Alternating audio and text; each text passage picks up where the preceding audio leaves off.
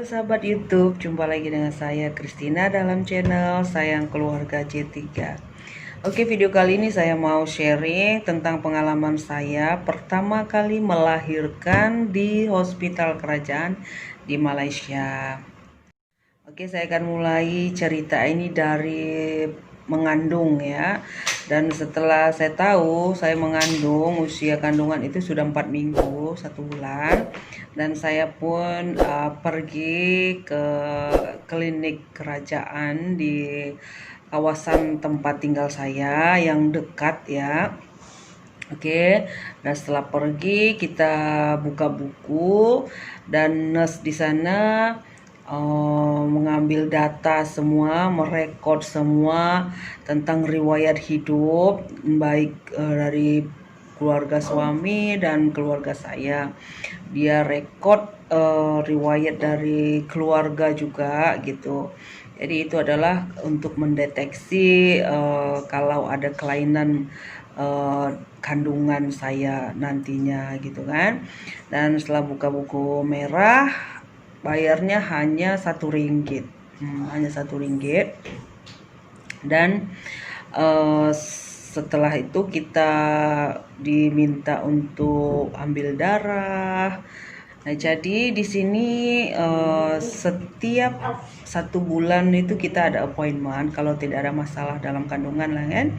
Setiap 6 bulan itu kita harus datang ke klinik untuk cek darah, untuk cek gula dalam darah, tekanan darah, untuk cek HB kan. Begitu, dia cek kandungan semua, kalau semuanya bagus. Nah, bulan depan kita datang lagi. Nah, kalau sudah mau kalau usia kandungan sudah 8 bulan, baru dia akan 8 bulan dia akan bagi tarik 2 minggu begitu. Kalau ada masalah mungkin seminggu sekali begitu. Oke, nah jadi apa yang saya lihat di tahap kehamilan ini, di sini dokter dan nurse sangat mengambil berat tentang kesehatan bayi lah, sangat mengambil berat, benar kan? Nah, seperti saya untuk anak yang ketiga ini, saya itu ada dilihat gula dalam darah saya tinggi, makanya saya disuruh on diet, bahkan sudah ambil insulin. Nah, begitu dia. Dan semua biaya itu adalah free. Nah, itu yang saya heran. Setiap bulan itu kita datang appointment tanpa biaya. Kita datang dan kita dilayani sangat baik. Begitu.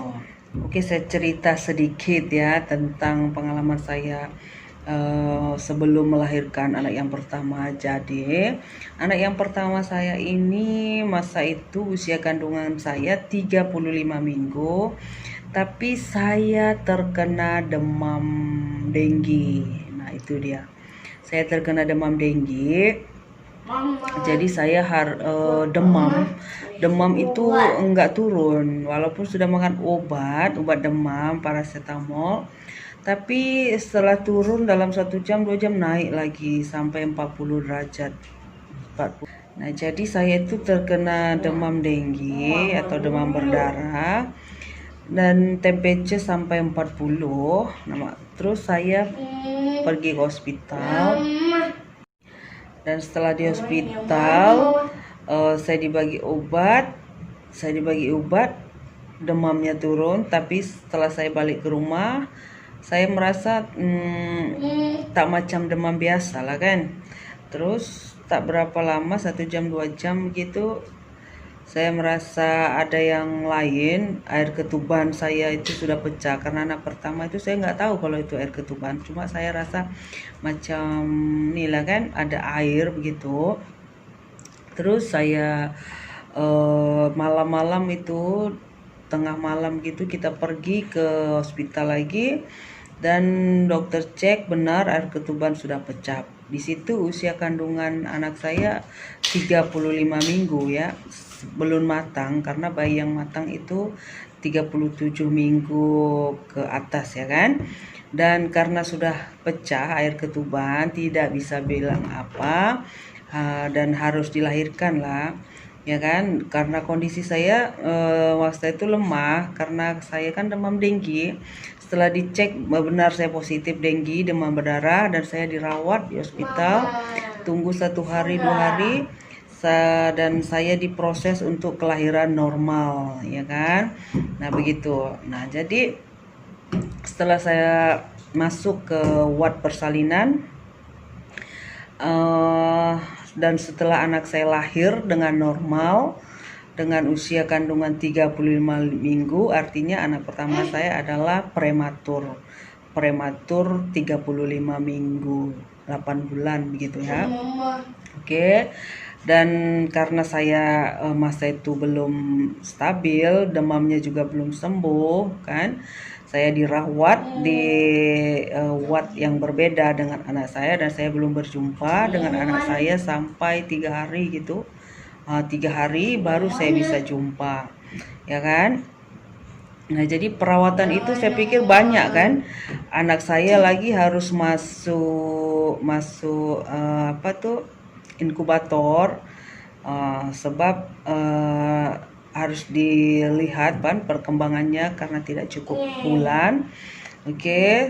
Dan saya juga harus dirawat karena demam denggi itu belum sembuh total, lebih kurang dalam 3-4 hari kami ada di hospital kan. Setelah itu baru boleh balik ke rumah, dan anak belum boleh balik.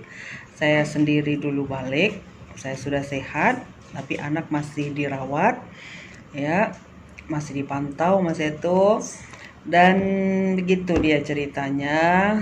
Dan di sini saya mau sampaikan apa yang menjadi pengalaman saya. Saya benar-benar berterima kasih. Saya benar-benar bersyukur dengan keadaan kehamilan saya yang sebenarnya adalah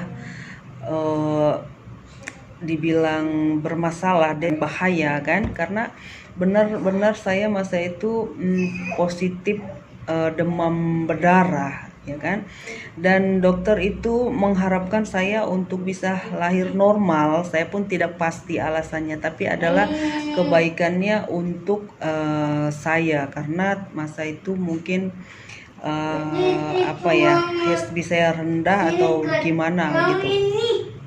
Oke, apa yang saya nampak adalah di sini benar-benar pihak dari medis, baik dokter, nurse itu sangat, mereka itu mengutamakan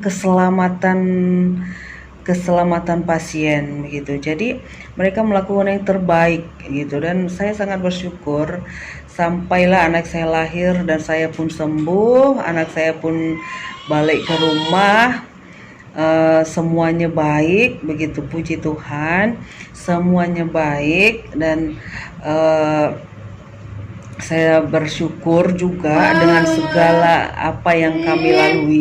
Setelah kita mau keluar itu, dan suami saya mengurus administrasinya, kita sangat-sangat terperanjat. Karena apa yang dalam bayangan kami biayanya pasti besar ya kan, karena saya pakai infus itu, air yang masuk ke badan saya itu nggak berhenti benar-benar.